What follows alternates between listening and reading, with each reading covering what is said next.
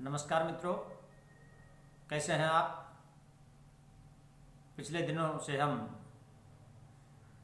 पंडित दीनदयाल उपाध्याय शेखावाटी विश्वविद्यालय सीकर के स्नातकोत्तर उत्तरार्ध हिंदी साहित्य के द्वितीय प्रश्न पत्र प्राचीन एवं निर्गुण काव्य में सम्मिलित क्रांतिकारी कबीर के पदों पर चर्चा कर रहे हैं। मैं उम्मीद करता हूँ, मुझे ऐसा विश्वास है कि आपको ये वीडियो काफ़ी अच्छे लग रहे होंगे। हमारी ये ऑनलाइन क्लासेज है। हमारे इस यूट्यूब चैनल पर आप सभी का हार्दिक स्वागत है। तो प्रस्तुत जो पद है, आज हम जो चर्चा जिस पद पर करने जा रहे हैं वह है पद संख्या 10। और यह पद भी कबीर का बहुत महत्वपूर्ण पद है।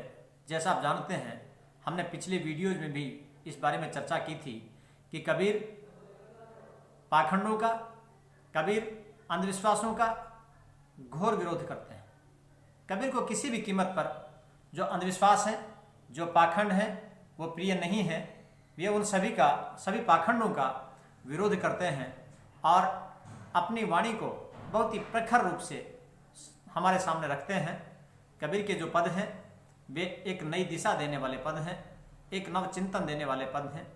तो कबीर के पद हैं, उनमें कबीर ने पाखंडों का, अंधविश्वासों का पुरजोर विरोध किया है।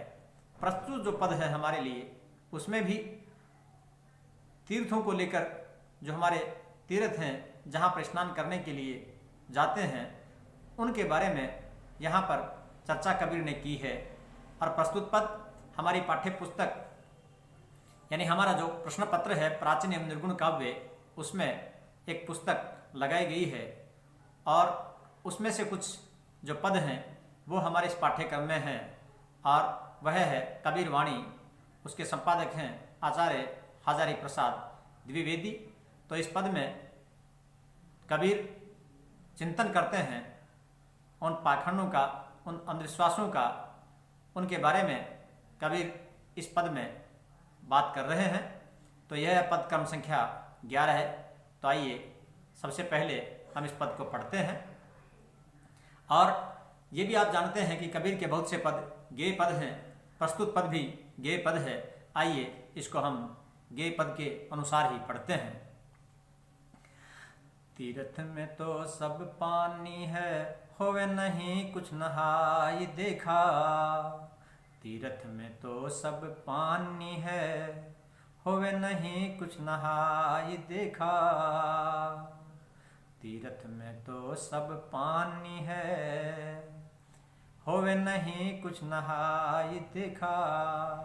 प्रतिमा सकल तो जड़ है भाई, बोले नहीं बुलाए देखा। प्रतिमा सकल तो जड़ है भाई, बोले नहीं बुलाए देखा। पुराण कुरान सब बात है, घट का पर्दा खोल देखा। पुराण कुरान सब बात है, घट का पर्दा खोल देखा। अनुभव की बात कबीर कहे, सब है झूठी पोल देखा। अनुभव की बात कबीर कहे, सब है झूठी पोल देखा। तीर्थ में तो सब पानी है, होवे नहीं कुछ नहाई देखा। प्रतिमा सकल तो जड़ है भाई, बोले नहीं बुलाए देखा। कुरान पुराण सब बात है, घट का पर्दा खोल देखा। अनुभव की बात कबीर कहे, सब है झूठी पोल देखा। तीर्थ में तो सब पानी है, होवे नहीं कुछ नहाए देखा। तीर्थ में तो सब पानी है, होवे नहीं कुछ नहाए देखा। कबीर कहते हैं कि रे सजनों, तीर्थ में जहाँ पर आप सब स्नान करने जाते हैं, जहाँ पर मन की पवित्रता के लिए स्नान करने के लिए जाते हैं, वहाँ पर सब पानी है। उस पानी में और अन्यत्र कहीं के पाने में अंतर नहीं है। वहां पर स्नान करने से कुछ भी नहीं होने वाला है, कुछ भी बदलने वाला नहीं है। तीर्थ में तो सब पानी है, होवे नहीं कुछ नहाए देखा। कबीर कहते हैं तीर्थ में सब पानी है, केवल और केवल पानी है। होवे नहीं कुछ नहाए देखा, कुछ भी नहीं होता है, कोई परिवर्तन नहीं होता है। मैंने नहा कर देख लिया है।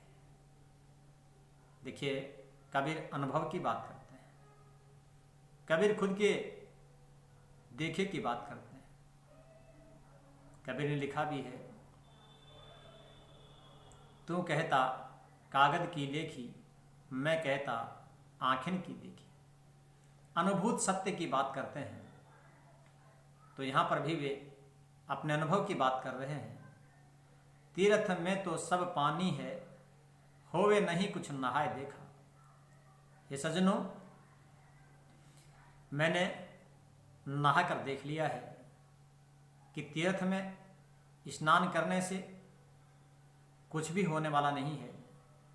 ये जो आप सोचते हैं कि तीर्थ में स्नान करने से मन पवित्र हो जाता है, यह सब तुम्हारा भ्रम है। ऐसा कुछ भी नहीं होता है। मन की पवित्रता कुछ अलग बात है। मन को पवित्र करने के लिए तीर्थ स्नान करना आवश्यक नहीं है। मन को पवित्र करना हो तो मनुष्य को अपने आप की शुद्धि करनी पड़ेगी। मनुष्य को अपना आचरण ठीक करना पड़ेगा, उसे सद्मार्ग पर चलना पड़ेगा, तभी वह पवित्र हो सकता है। उसे सद्कर्म करने पड़ेंगे, तभी वह सही रास्ते पर चल सकता है, तभी उसका जीवन बदल सकता है। उसके जीवन में ये परिवर्तन तभी संभव है। तीर्थ में स्नान करने से कुछ भी होने वाला नहीं है, कोई परिवर्तन होने वाला नहीं है। देखिए, कबीर कितनी महत्वपूर्ण बात कहते हैं, तीर्थ में तो सब पानी है, होवे नहीं कुछ नहाए देखा। मैंने नहा कर देख लिया है, तीर्थ में सब पानी है, केवल पानी है। वहां पर स्नान करने से कुछ भी नहीं होता है। और अगली पंक्ति में वे लिखते हैं, प्रतिमा सकल तो जड़ है भाई, बोले नहीं बुलाए देखा। प्रतिमा सकल तो जड़ है भाई, सभी प्रतिमाएं हैं वे तो जड़ हैं, अचेतन हैं। और अचेतन, यह विज्ञान द्वारा प्रमाणित सत्य है कि अचेतन में कोई क्रिया नहीं होती, कोई प्रतिक्रिया नहीं होती। तो कबीर कहते हैं कि प्रतिमा, जितनी प्रतिमाएं लगी हैं मंदिरों में, देवालयों में, चर्च में, गुरुद्वारे में, और जितने भी तीर्थ स्थल हैं, जितने भी धार्मिक स्थल हैं, वहां पर जो भी प्रतिमा लगी हैं, वे सारी की सारी प्रतिमाएं जो हैं वो जड़ हैं, अचेतन हैं, वे चेतन नहीं हैं। कबीर का बहुत गहरा चिंतन है। कबीर यहाँ भी लिखते हैं कि सभी प्रतिमाएं हैं, वे सारी की सारी प्रतिमाएं जड़ हैं। क्यों? कबीर ने देखा, कबीर के समय भी और आज के दौर में भी मंदिर मस्जिद के नाम पर न जाने कितने झगड़े हैं, न जाने कितने फसाद हैं। तो कबीर कहते हैं, कबीर एक संदेश देते हैं, मनुष्य को एक संदेश देते हैं, मानव समाज को एक बहुत बड़ी बात कहते हैं। प्रतिमा सकल तो जड़ है भाई, बोले नहीं बुलाए देखा। ये सारी प्रतिमाएं जो हैं वो जड़ हैं, अचेतन हैं, बोले नहीं बुलाए देखा। कोई नहीं बोलती है। बुलाए देखा, मैंने उनको बुला करके देख लिया है।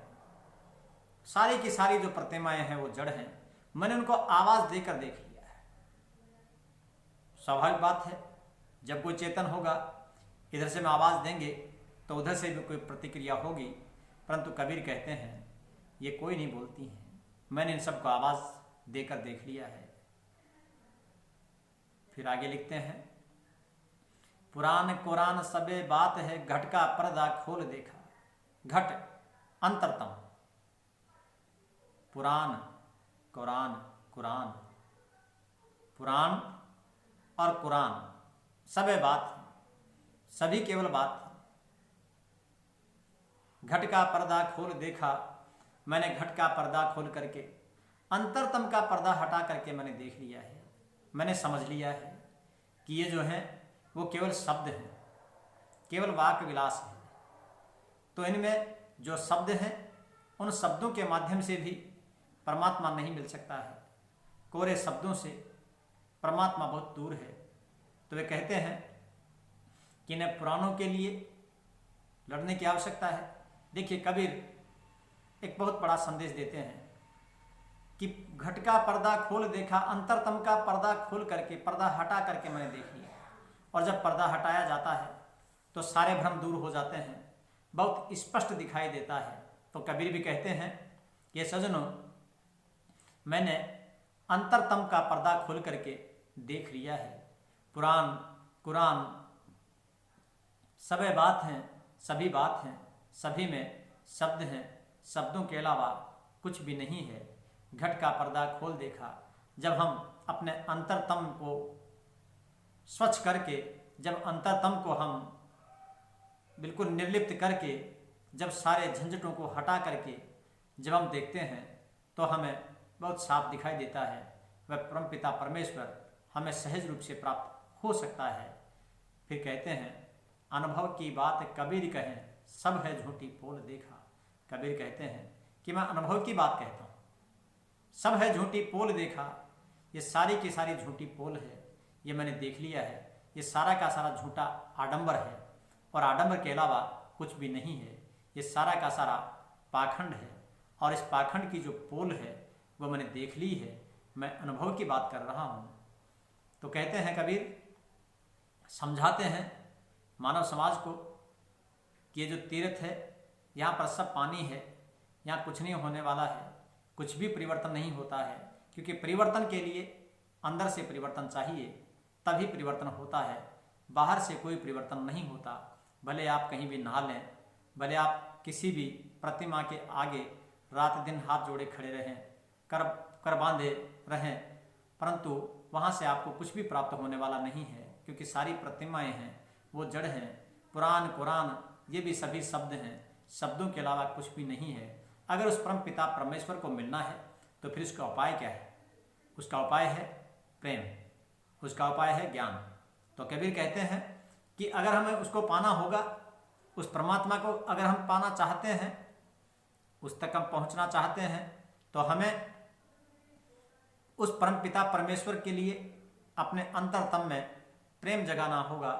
और प्रेम के द्वारा ही, साधना के द्वारा ही, नाम स्मरण के द्वारा ही हम उसे पा सकते हैं। यहाँ इतना अवश्य कहना चाहूँगा कि कबीर का नाम स्मरण भी कुछ अलग प्रकार का है। केवल राम का नाम लेना, केवल नाम स्मरण करना उनके लिए नाम नहीं है। कबीर का नाम लेना भी, कबीर का जो नाम है वह भी अलग है, कबीर का स्मरण है वह भी अलग है। उसकी चर्चा हम फिर कभी अगली क्लास में करेंगे। तो यह पद, इसकी व्याख्या आपको ठीक से समझ लिया होगा आपने। अब हम इसमें विशेष की बात करते हैं। तो विशेष के रूप में हम कह सकते हैं कि कबीर ने पाखंडों का विरोध किया है। कबीर तीर्थ, जप, तप, व्रत आदि का विरोध करते हैं। कबीर मन की पवित्रता पर बल देते हैं।